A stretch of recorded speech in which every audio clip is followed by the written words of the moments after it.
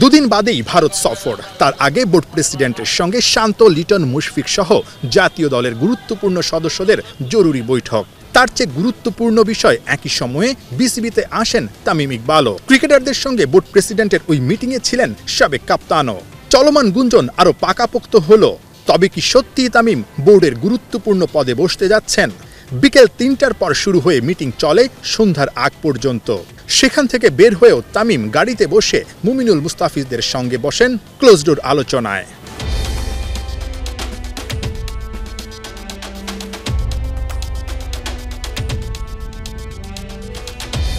তার আগে দুপুর 12:30টায় দলবল বেঁধে এভাবেই প্রধান উপদেষ্টার ডাকে তার কার্যালয়ে যান টেস্ট দলের ক্রিকেটাররা। ঐতিহাসিক ট্রফি হাতে কখনো মেসির ছায়া, কখনো যেন শান্ত হ্যামিলনের বাঁশিওয়ালা। পাকিস্তানকে হোয়াইট ওয়াশের উন্মাদনা যেন কমছেই না, যত দিন যায় ততই যেন বাড়ছে স্বর্ণালী ট্রফিটার উজ্জ্বলতা। বাংলার ক্রিকেট ইতিহাসের সেরা সাফল্যের স্মারক। বোর্ড প্রেসিডেন্ট সহ পুরো দলবল নিয়ে প্রধান উপদেষ্টা ডক্টর মোহাম্মদ ইউনুসের আমন্ত্রণে তাঁর কার্যালয়ে। বাসে ওঠা ক্রিকেটারদের সবাই ছিলেন পাকিস্তান সফরে, তবে একজন বাদে সবাই যাচ্ছেন আসন্ন ভারত সফরে। শরীফুল আউট, জাকের আলী অনিক নতুন মুখ। শরীফুল আসলে 100% ফিট বলা যাবে না, কারণ আপনারা জানেন যে সেকেন্ড টেস্টেই ও আনফিট ছিল, যার কারণে প্রায় সিলেকশন প্রসেসে ছিল না বেস্ট 11-এ পাকিস্তানে। তারপরে যেটা হয়েছে, সেই প্রসেসেই তাকে ফলো আপের মধ্যে রাখা হয়েছে। ফিজিও ট্রেনাররা তাকে লুক আফটার করতেছেন। সে 100% ফিট বলবো না টেস্টের জন্য, কারণ টেস্টে আপনি জানেন যে 15-20 ওভার বোলিং করতে দরকার হতে পারে। সামনে আমাদের টি-20 খেলাও রয়েছে, সো সেটাও আমাদের ইম্পর্টেন্ট প্লেয়ার শরীফুল হোয়াইট বলের জন্য। বার্তাটা আগেই পেয়েছিলেন জাকের। পাকিস্তানে এ দলের হয়ে 172 রানের লম্বা ইনিংস খেলে নজর কেড়েছিলেন নির্বাচকদের। ক্যারিয়ারের শুরুতেই শক্তিশালী ভারতের মুখোমুখি হতে হবে। বড় ভাই মুশফিকুর রহিমের কাছ থেকে জাকেরকে টিপস নিতে দেখা গেছে প্র্যাকটিসে।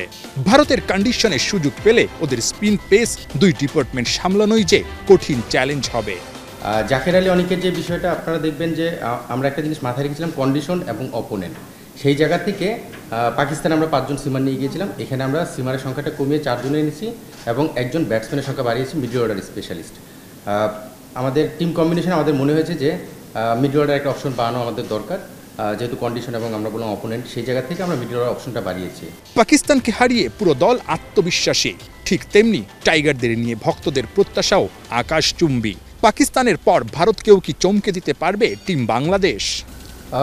যথেষ্ট চ্যালেঞ্জিং হবে, কারণ আপনি আসলে পাকিস্তানে আমরা যদি দলটা দেখি যারা খেলেছে তাদের থেকে আমরা এক্সপিরিয়েন্স কিন্তু বেশ এগিয়েছিলাম। মানে ম্যাচ সংখ্যা যদি দেখি, প্লেয়ার কোয়ালিটি দেখি, তারা কিন্তু বেশ কিছু নতুন প্লেয়ার ছিল। বোলিং লাইন আপটাও যদি দেখি আমরা, তাদের কিন্তু ইন্ডিয়ার সঙ্গে কম্পেয়ার করলে আমি বলবো না যে তাদের সমমানের, বাট তারা রেডি হচ্ছে। সেখানে ইন্ডিয়ান যারা আমরা স্কোয়াডটা যেতে দেখেছি, যথেষ্ট এক্সপিরিয়েন্স দল, মানে ওদের সব প্লেয়াররা রয়েছে যারা টেস্ট খেলে। তো সেই জায়গা থেকে চ্যালেঞ্জটা কিন্তু ডিফারেন্ট থাকবে, সেটা অবশ্যই স্বীকার করতে হবে। আর ইন্ডিয়া ওয়ার্ল্ডের 1 নম্বর দল এখন, সো সেই জায়গা থেকে চ্যালেঞ্জটা তো ডিফারেন্ট হবেই। আর যেহেতু স্টাবলিশ দল নিয়ে খেলছে, চ্যালেঞ্জ থাকবে, বাট আমরাও কিন্তু এখন টেস্টে যথেষ্ট ব্যালেন্স একটা দল আমি বলছি, এবং এক্সপিরিয়েন্স দল। সেই জায়গা থেকে আমরা একটা ভালো পজিটিভ মোটিভেশন নিয়ে খেলতে যাচ্ছি। সো আশা করছি যে সেই চ্যালেঞ্জটা আমরা সুন্দরভাবে হ্যান্ডেল করব। পাকিস্তানে একটা দল হয়ে খেলেছে টাইগাররা। বোলিং দিয়ে পুষিয়ে দিলেও ব্যাটিংয়ে সাকিবের ফর্ম মিস করেছে শান্তর দল। ব্যাটসম্যান সাকিবকে নিয়ে তাই কিছুটা দুশ্চিন্তায় দলের নির্বাচক।